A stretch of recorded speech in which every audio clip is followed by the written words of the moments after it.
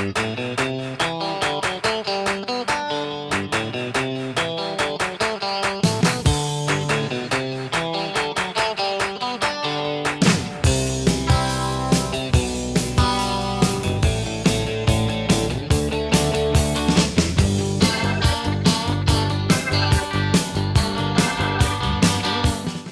this is John Messina, Athletic Director, St. Lucie West Centennial High School, and host of our TV show, Hey Coach. Again, we have our guidance counselor at Centennial, Fred Almade, and we're going to talk about the academic part of getting a college scholarship. Welcome, Fred. Thank you very much for having me, and hopefully we can help the parents in St. Lucie County understand the process of the NCAA clearinghouse. Okay, we're going to have some graphics in a few minutes on the screen, which are going to show you the actual scholarships that you can get, that you can receive for Division I, Division II in different sports. First thing I'd like to go over is the FHSAA is your Florida High School Athletics and Academics Association. This is the governing body for all the high school sports. In order to be eligible to play high school sports, you have to have the following. You have to have a 2.0 cumulative GPA, okay? Now, in our county, we have a little bit of a situation where we have to add in EOC classes for your grades. Can you explain that to everybody, Fred? Yeah, what everybody needs to understand, to have your children eligible to play sports, okay, it's the cumulative GPA. That's all classes. What I think gets a little confusing, we have some classes that students take that there's an end-of-course exam, EOC, right, that's part of the entire year grade.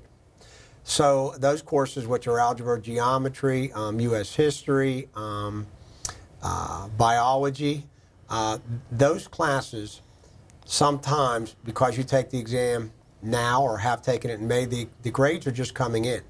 So parents need to be aware for this upcoming year that their cumulative GPA might be higher if they've done well on these tests, or lower if they didn't do as well. But the EOC is a big part, depending on the grade level of the student, that could dictate whether or not a student is eligible with that 2.0 cumulative or not. And it's not really added into your GPA at the end of the first semester. It gets added in at the end of the year. So it could be a great increase or a great drop for each student's academics. Correct. So to give you an example, if a student is a second-year 10th grader, okay, they are taking, in most cases, a geometry class and a biology. And again, this is in most cases. They do not have an EOC until the end of the year, end-of-course exam, until May. Their first semester grade is based on their first 9 weeks and second 9 weeks and all the other courses that they have, along with their 9th grade grades.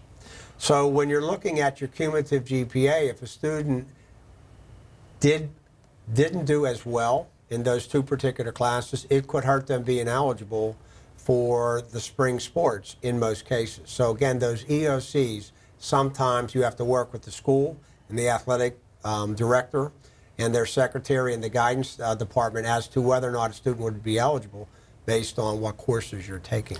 If you fall under a 2.0 cumulative GPA, you are ineligible to play any sports for that semester.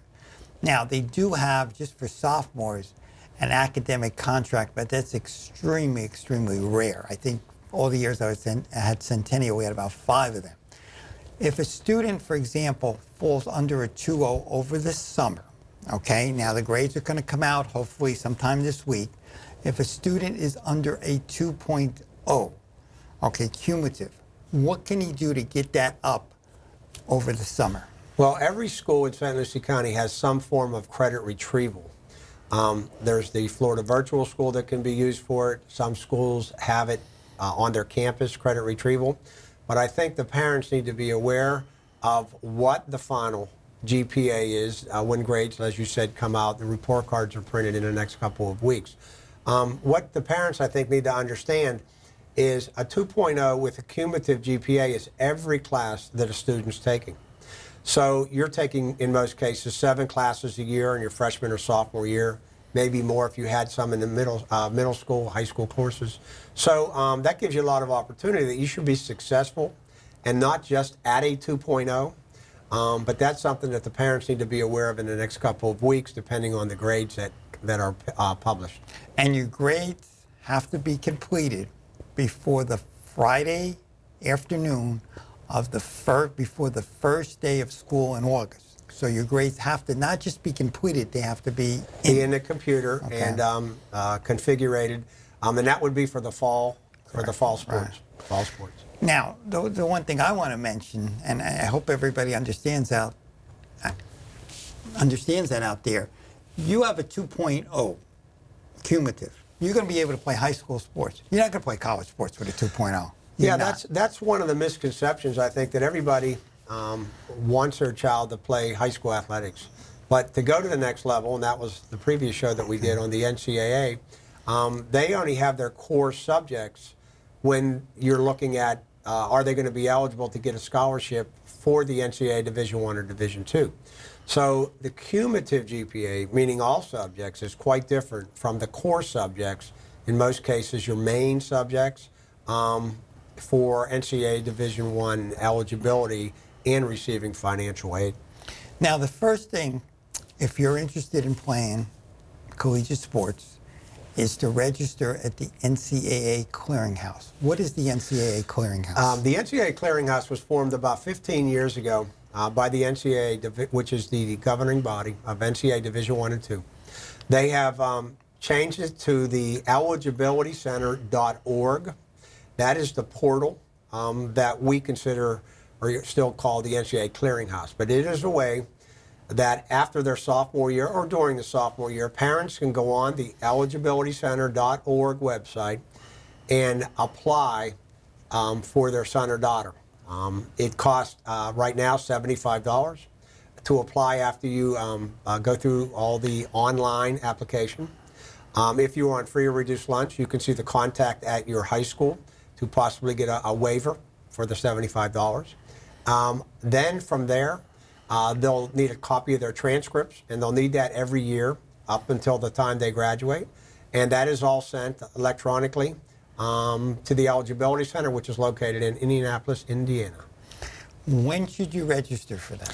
I recommend at the end of your 10th grade year, approximately right now, if a parent feels that their son or daughter could qualify for Division I or Division II scholarships. You can do it in your junior, you can do it in your senior year. The earlier, the better. Because if you want to take visits after your junior year or during your junior year to colleges, you have to be registered through the clearinghouse in order to do that. Another thing that's extremely important is your student athletes taking your SAT test, taking your ACT test. I know as a coach, I always realized the value of that. And I know these tests are on Saturday. And I always would come to you, Fred, and say, Fred, what are these tests? So we would not play games on that Saturday, so your seniors or your juniors would not miss. Can you go over when to take the SAT and ACT test? Yeah, we recommend to take the SAT or ACT at the beginning of, or sometime in your junior year.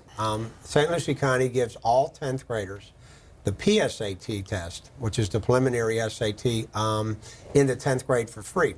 What's good about that is students then can go on a website called Khan Academy for free with their secure ID number that they get when their results come in at all the schools from the PSAT.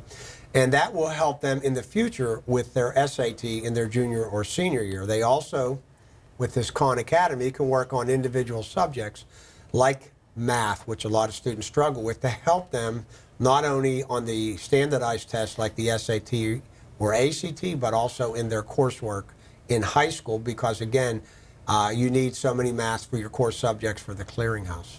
Let's go over the core subjects, Fred. Okay. All right, the core subjects are your main ones, which are you need your 4 years of English. You need 3 years of math. There's 16 of them. You need 2 years of your social studies. They leave an area where you have 4 that you can pick from. That the school that you are at we are all registered through the NCAA Clearinghouse. We all send in our accepted courses, and then the Eligibility Center approves them. At that point, that's where the student can pick When I say the 4 classes, it can be foreign language, it can be extra math classes, it can be extra science classes. But again, they're the 16 core subjects that are the highest for your GPA that are approved by the NCAA. And we had talked before, there's a little bit of different standard between public high schools and private high schools on these classes. Right. As every year courses change from the state, and again, we're in the public sector, so our courses change. We have to send those courses to be approved by the clearinghouse. A parent can look on the portal, the eligibilitycenter.org portal, to see whatever high school their son or daughter's in, what classes have been approved by the NCAA through the high school, so they can talk to their guidance counselors to make sure they're taking proper classes for the clearinghouse. So those are all things that we do on a yearly basis. And I would encourage parents out there to get on this NCAA website, look at it early during your freshman year. Now, the thing that we're going to talk about now, we're going to look at this paper in front of us as they show the graphics, is the amount of scholarships. People don't understand, and I didn't understand for many, many years. A lot of sports, you're not going to get a full scholarship, okay?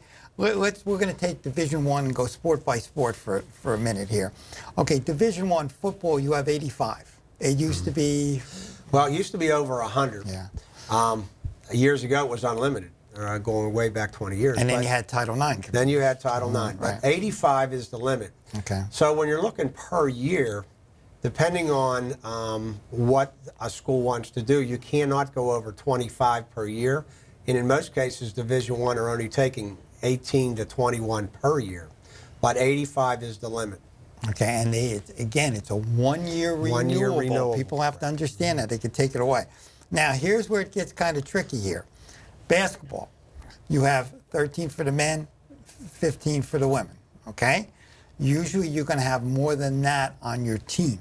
So, well, this is the amount that colleges, Division I, and you see the graphic for Division II, can offer for full scholarships. Yeah. Many times there's walk-on students that are on the team because even though you have 15 scholarships, sometimes players are hurt, but they count towards your 15. So if you walk on, you're actually paying your own tuition. You are paying your own tuition. Even if you walk on, you have to be cleared by the Eligibility Center, the NCAA clearinghouse, to play at that university. So again, whether or not you're getting a scholarship, you still have to be cleared to the NCAA to participate in interscholastic activities. And if you watch SportsCenter in the beginning of the college football season, you'll see a lot of nice situations where the head coach has the first team meeting. I know they did a great thing on Notre Dame where they had a young man that was 3 years as a walk-on his senior year. I mean, it played in everything, went to every practice, sort of like a Rudy type, and they gave him the scholarship for his senior year, which is really nice. Well, again, most colleges have over 120 players, right, but 85 is the scholarships that they are allowed to give out. So those other approximately 40 students still have to be cleared to be a chance to play, and many of them do play because of injuries and certain things that happen throughout the course of a year. Now, this weekend, you went to the NCAA Super Regionals. I know you're happy the Canes won. Okay, my question was, how many players did Miami have in their dugout? You're allowed 35 players in Division I to be in your dugout, 35 players. Okay, now, looking at the graphic in front of me, they had 11.7 scholarships. So how did they work that out, Fred? Well, what they have to do, and this is something that baseball from the NCAA, a lot of people don't know. Every student has to receive a percentage of a scholarship. So you have 11.7 divided amongst 35 players. But every one of those players has to receive so much. At Miami, which is a private university, is a little different than a state university like Florida, tuition-wise. Explain that difference. Well, some schools, Division I, are private schools, so their tuition is a lot more. Okay.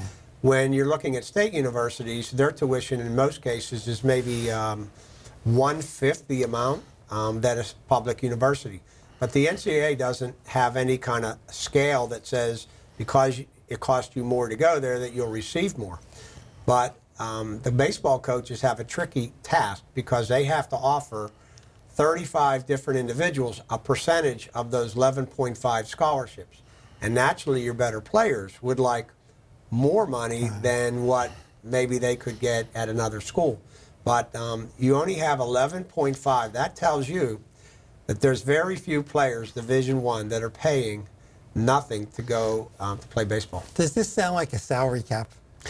Well, I think it's a little trickier than a salary cap because I hear stories all the time about really good players want to go to a certain school, and only because you can only offer 11.7 scholarships divided amongst 35 players that it really doesn't benefit them to go to the school they want to financially, so they might go to a school where they're financially better off, but maybe that's not their first school. And look at the parity in college baseball. Like, yesterday you had College of Charleston advance, you have University of California at Santa Barbara advance, and they beat much bigger schools in their school's home place. And again, this is because, just like you said, there's not enough scholarships, so they're going to find wherever they can go. If you look at some of the other sports, you have soccer, which has 9 for the men and 12 for the women. Okay, and you're carrying 25 people on a soccer team. Well, it's the same. I watched the NCAA softball this week, Correct. And they were talking about their similar thing to baseball, that the number of scholarships that they can offer, and yet the number of players, and again, the popularity is getting increased in the Midwest and the Northeast, and so you're having more and more teams that want to play. But again, they're trying to have a hard time financially to make it work because, again, the number of scholarships that they can offer, and naturally the better players might want to go where they're going to get more money. And this is where you have your circle, because we're talking about the popularity, because we're throwing everything on TV, and TV generates the money, which is thrown back into the schools, Now, you look at Division II, and there's a tremendous decrease. Football, you go from 85 in Division I down to 36 in Division II.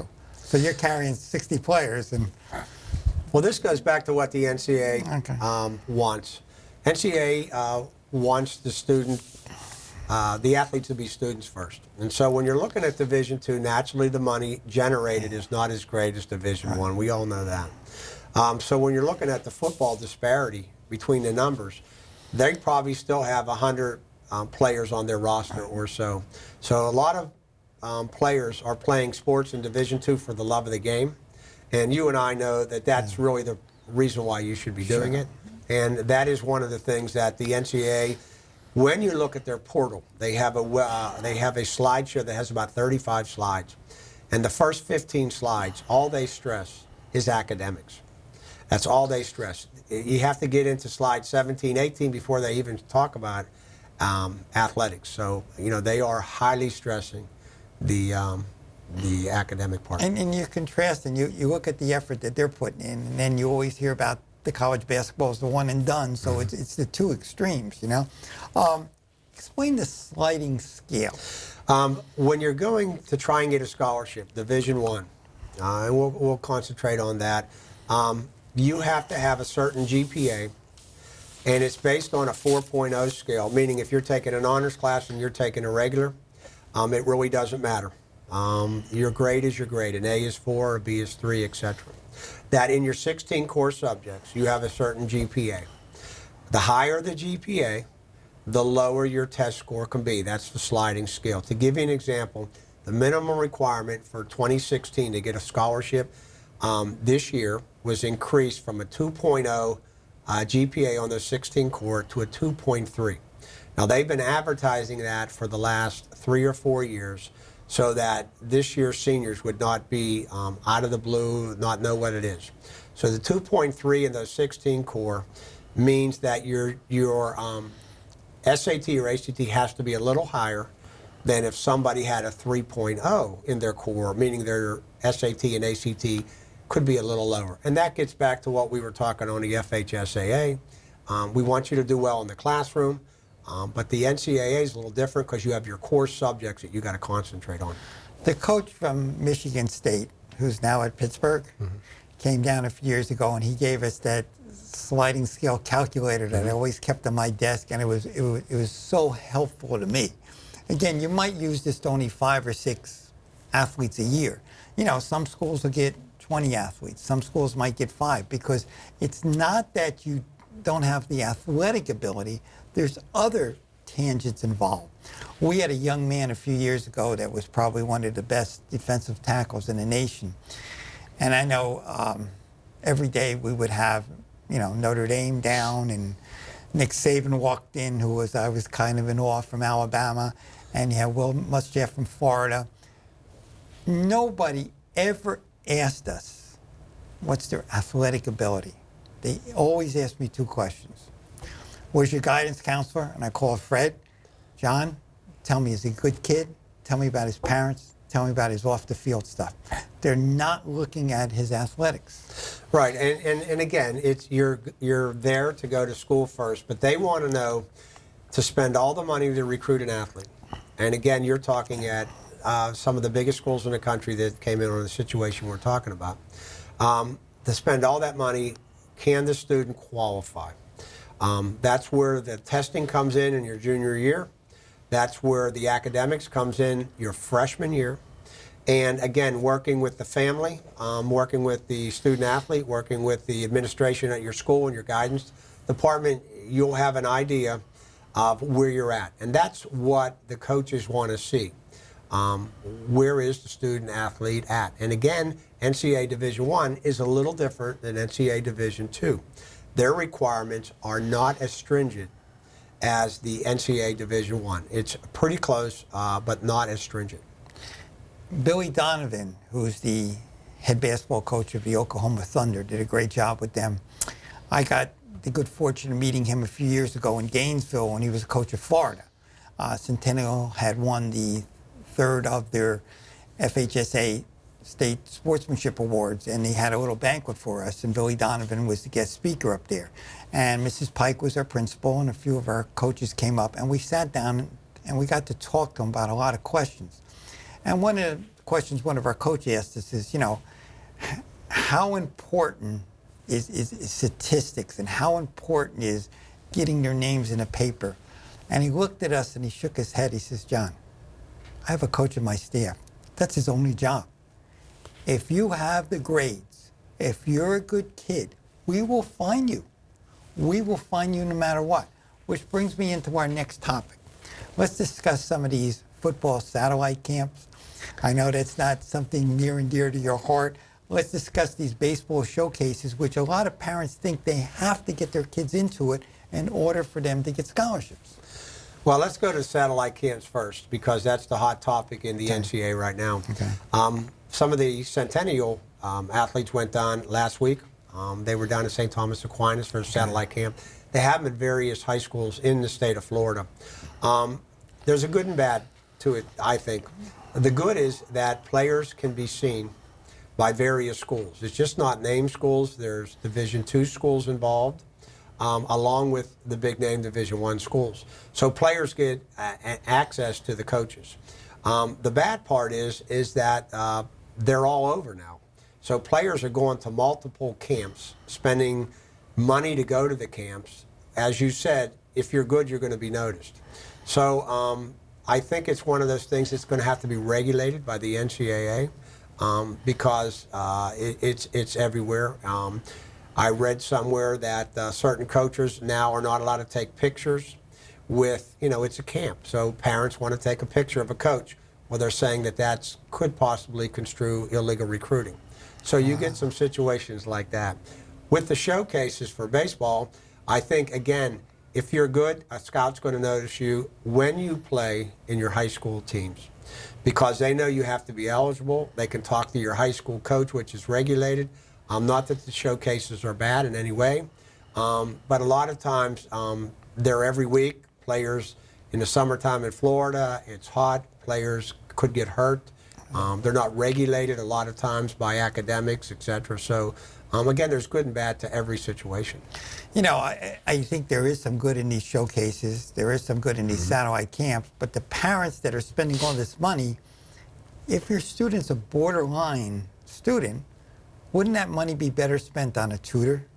Well, we have across St. Lucie County a lot of students that have to do something in the summer to help their GPA. So again, if you're concentrating in the summer on strictly athletics and you're letting your academics suffer, come fall or spring, you might not be able to play interscholastic sports, and that's a shame. And another topic, and 2 weeks ago we had this wonderful award ceremony run by T.C. Palm and the Treasure Coast Sports Commission up at the Sunrise Theater in Fort Pierce. And Jason Taylor, the great soon-to-be Hall of Famer of the Miami Dolphins, was the guest speaker, and he was phenomenal. And he talked about when he got picked out of high school, and he went to small school. He came from a single-family home, and he was awarded a scholarship at Akron, which wasn't real big at that time. It's still not a real big school. And the reason he chose Akron is because the coach told him, Jason, you can play basketball, because he was a basketball player first. And if you know the size of him, you know, he's 6'6", you know, he's probably about 210. He was a basketball player first, football player second. And to use his words, I just did not want to be hit. That's why I played basketball.